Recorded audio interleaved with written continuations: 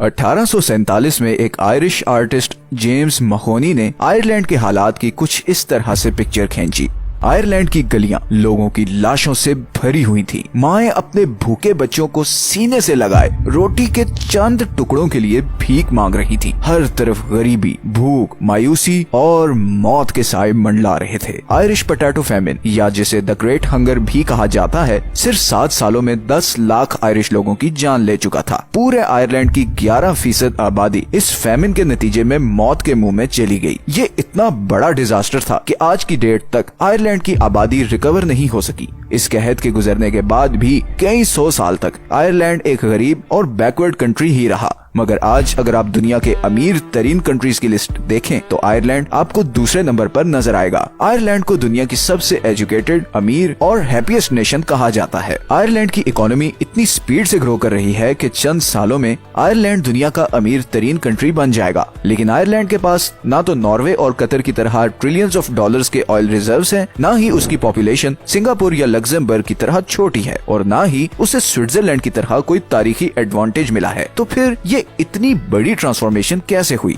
भूख और मौत के साए से निकलकर आज आयरलैंड इतना अमीर कैसे बन गया? आए जानते हैं। सच ये है कि इस वीडियो में चलते हैं 19वीं सदी में, जब आयरलैंड में जिंदगी इंतहाई मुश्किल थी। उस वक्त आयरलैंड ब्रिटिश एम्पायर के कंट्रोल में था, जो उसे अच्छा खासा एक्सप्लॉइट करती थी। आयरलैंड के लोगों को सेकंड क्लास सिटीजन्स के तौर पर ट्रीट किया जाता था। आयरलैंड की 90% इकोनॉमी एग्रीकल्चर पर डिपेंडेंट थी और आयरलैंड की करीबन 80% जमीन पर एक ही चीज उगाई जाती थी और वो थी पोटैटो, जिसे हम आलू भी कहते हैं। 17वीं सदी में आयरलैंड पोटैटो कल्टीवेट करने वाला यूरोप का पहला रीजन था। यही आलू वो चीज थी जिसकी वजह से आयरलैंड की आबादी पूरे यूरोप में सबसे तेजी से बढ़ रही थी। 1700 में आयरलैंड की आबादी 3 मिलियन यानी 30 लाख थी और ये 100 सालों में बढ़कर 5 मिलियन हो गई। और फिर कहत आने से पहले 1840 में आयरलैंड की पॉपुलेशन 8 मिलियन तक जा पहुंची थी। सिर्फ 150 साल में 266% का पॉपुलेशन ग्रोथ रेट, और इसकी एक ही वजह थी और वो था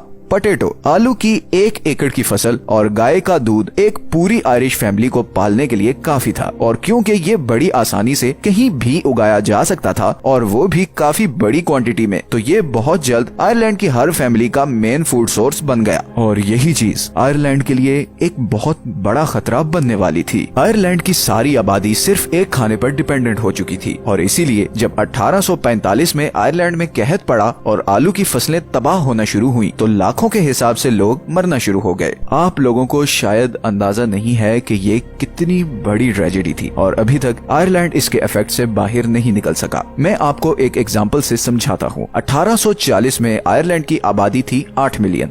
1845 में आयरलैंड में जबरदस्त फैमिन आया, जिसकी वजह से पोटैटो की करीबन 40% फसलें तबाह हो गईं और 1 साल बाद 1846 में आलू की सारी फसलें तबाह हो चुकी थी। आप अंदाजा करें कि आपके पास खाने की एक ही चीज हो और वो बिल्कुल खत्म हो जाए तो क्या हशर होगा। इस सारे अरसे में ब्रिटिश एम्पायर ने आयरलैंड की बिल्कुल भी कोई मदद नहीं की। सिर्फ 10 सालों में 1845 से 1855 के दरमियान आयरलैंड की आबादी में से 30 लाख लोग कम हो गए। इस 30 लाख में से 10 लाख लोग भूख और बीमारी से मर चुके थे, जबकि बाकी 20 लाख लोग आयरलैंड छोड़कर अमेरिका की तरफ भाग गए। इतनी बड़ी इमिग्रेशन अमेरिकन हिस्ट्री में कभी नहीं हुई थी और इसीलिए 1860 में अमेरिका में 81% इमिग्रेंट्स आयरिश थे। ये इतना बड़ा लॉस था कि 200 साल गुजरने के बावजूद अभी तक आयरलैंड इस पॉपुलेशन गैप को दोबारा फिल नहीं कर सका। इसीलिए आयरलैंड आज यूरोप और दुनिया का वो अकेला कंट्री है जिसकी करंट पॉपुलेशन 1840 की पॉपुलेशन से बहुत कम है। फैमिन तो 6-7 सालों में खत्म हो गया, मगर आयरलैंड के हालात खराब से खराब होते गए। 1922 में आयरलैंड ने ब्रिटिश एम्पायर से आजादी हासिल कर ली, मगर 10 साल बाद ही उसे एक बहुत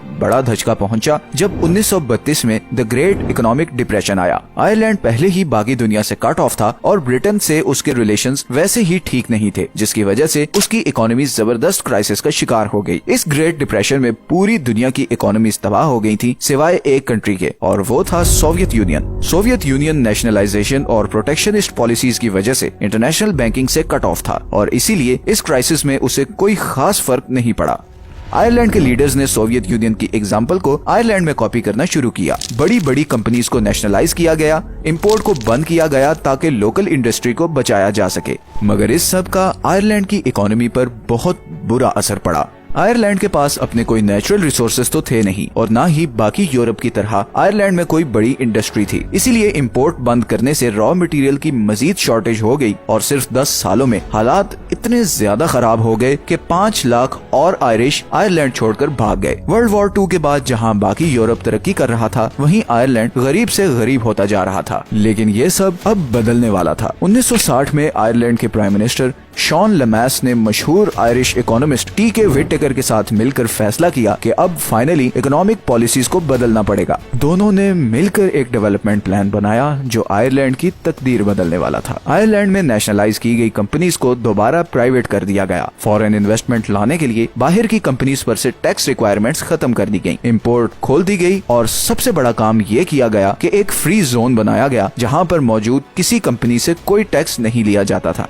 आयरलैंड ने सारे बड़े बिजनेसमैन से पैसा इकट्ठा करके इस फ्री जोन में एक एयरपोर्ट भी बनाया ताकि इस इंडस्ट्रियल एरिया को बाकी दुनिया से कनेक्ट किया जा सके। इस जोन को शैनन फ्री जोन भी कहा जाता है और ये दुनिया का पहला मॉडर्न फ्री ट्रेड जोन माना जाता है। सिर्फ 6 सालों में इन पॉलिसीज का आयरलैंड की इकोनॉमी पर जबरदस्त इफेक्ट हुआ। जहाँ बाकी सारे यूरोप में बिजनेसमैन बढ़ते हुए टैक्सेस से परेशान थे, वहीं आयरलैंड जीरो टैक्स पॉलिसी की वजह से उन्हें जन्नत लगने लगा था। बड़ी बड़ी कंपनीज ने अपनी मैन्युफैक्चरिंग आयरलैंड में शिफ्ट करना शुरू कर दी। इन कंपनीज में इंटेल एंड डी बीयर्स भी शामिल थे। इकोनॉमिक सक्सेस के बाद आयरलैंड ने एम किया कि नेक्स्ट टारगेट है यूरोपियन इकोनॉमिक अलायंस में शामिल होना। इसी दौरान 1967 में आयरलैंड ने पूरे मुल्क में फ्री एजुकेशन स्कीम इंट्रोड्यूस करवाई। अंडर ग्रेजुएट तक हर स्टूडेंट के लिए एजुकेशन मुफ्त थी। इवन के सेकेंडरी स्कूल्स की बुक्स तक का खर्चा गवर्नमेंट ही देती थी। आहिस्ता आहिस्ता आयरलैंड के हालात बदलना शुरू हो रहे थे, मगर फिर 1970s में आयरलैंड को एक और धचका लगा।